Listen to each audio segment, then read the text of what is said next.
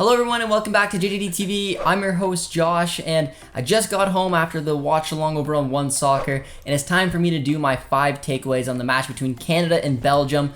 There's a lot of heartbreak to discuss, but there's also a lot of positives as well. Let me know what you guys thought of the game, but without further ado, be sure to drop a like, drop a sub, and let's get into my takeaways now.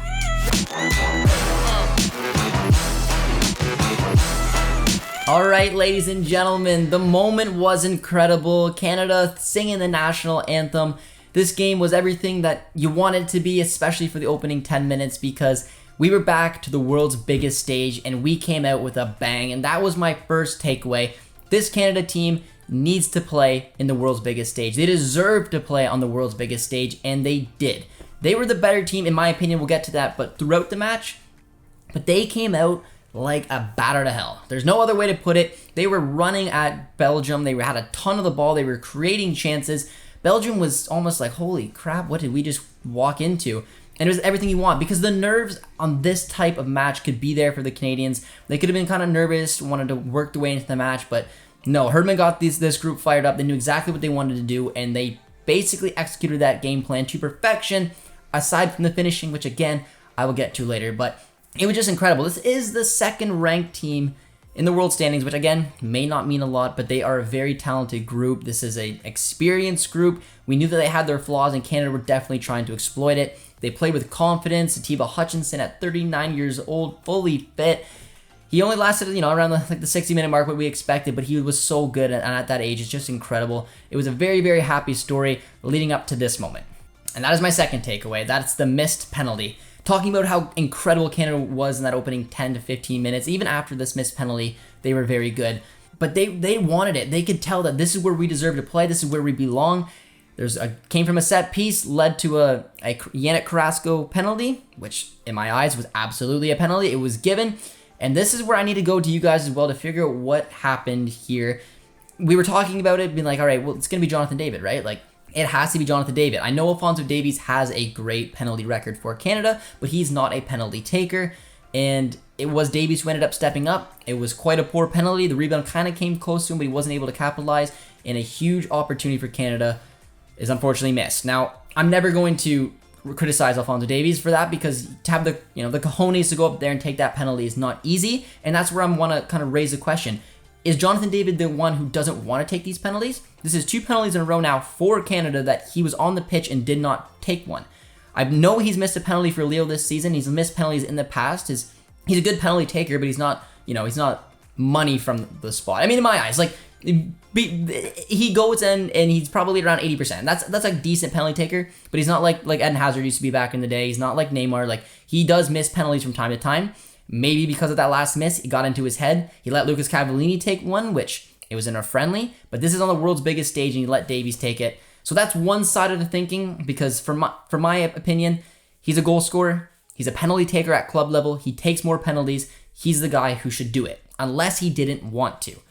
On the flip side of that, Alphonso Davies is Mr. Canada. He's the guy who wants the ball the most. He's the guy who wants to take the set pieces, the free kicks, the corners, the penalties. Maybe he just wanted this because it was a man for the big moment. Regardless, you can't really criticize the players, but I would have assumed that this should have been Jonathan Davies to take, unless he didn't want it. And unfortunately for Davies, it's a tough one. And I mean, the mentality of these professional athletes is incredible, because they need to bounce back. They need to get back in the game, which Canada did.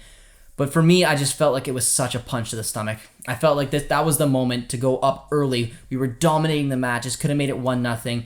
Coulda, woulda, shoulda. It's kind of what it is. And I just had a bad feeling the second we missed that penalty. It was a moment for the first ever goal at the World Cup. Alphonso Davies to do it. And it didn't happen. But my third takeaway is an important one as well, because it's that Canada's done it in the past and they continue to do it. They don't let their heads drop. They did it against Uruguay in a friendly, which didn't matter much, but they dominated the ball, dominated chances. They didn't take any of them. They went down and they never gave up. After missing that penalty, they didn't go down.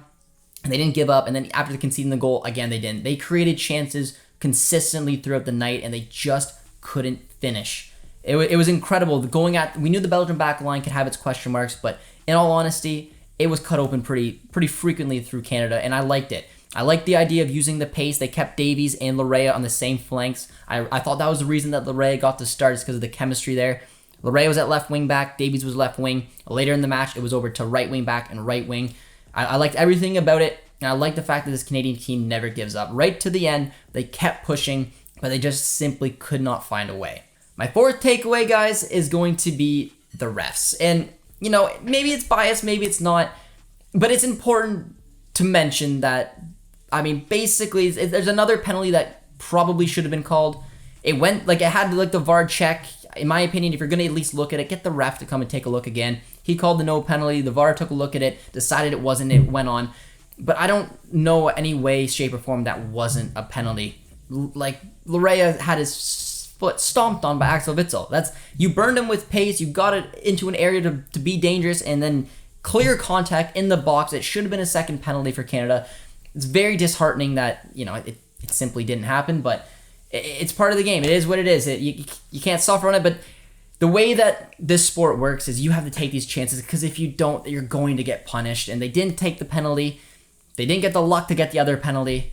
And then a pretty straightforward type of ball, just a simple through ball in the air into Michy Batshuayi, who then finishes off 1-0 loss. It was disheartening just because I know that they could have got more. They were that good. They were that impressive. They got the world's notice.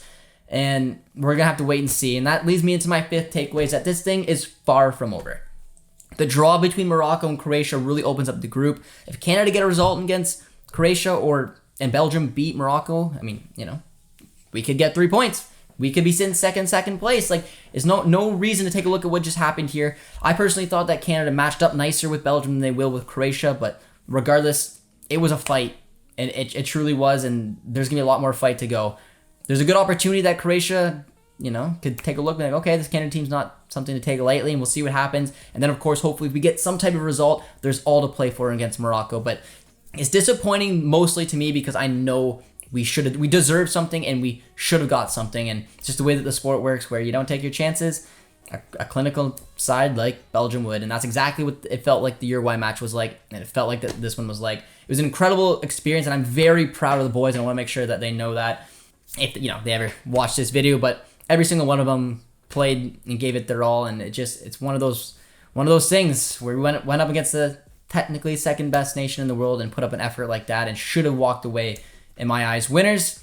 Gotta give it to Belgium though. I mean, I felt like at least when they played Uruguay sat back and you knew that was their game plan. They were just gonna bunker down, they were gonna defend, they were gonna hit on the break. Belgium was trying to go. Like, this was two teams going toe-to-toe, and they looked very even, in my opinion, with the majority of chances going to Canada. The shots, the expected goals, I think at one point was like 2.5 to 0.5. It was there for the taking, and unfortunately Canada just couldn't do it. But there's still the Croatia match, so watch along. We'll be over at One Soccer once again. We'll be in studio for that on Sunday, and then, of course, hopefully playing for something against Morocco on Thursday. Hopefully we'll see you guys there. But let me know down in the comments if you agree with my takeaways, especially the PK. I mean, that shouldn't be I don't want to put too much on it, Davies. I give you the huge respect, and you got a good penalty record from the spot. It's just, as you know, a fan, it was kind of surprising not to see Jonathan David do it. So I want to hear you guys' opinion. Let me know if I missed any takeaways, and let me know what you guys thought overall in the match. Incredible experience just to be back at the world's biggest stage. We definitely put our statement down, but there's a lot more to go. So hopefully we can figure out a way to get some points here. And we'll start with maybe the first goal. Hope you guys enjoyed this 5 takeaways, and if you did, as always, be sure to drop a like, drop a sub. We'll see you soon. Cheers, friends.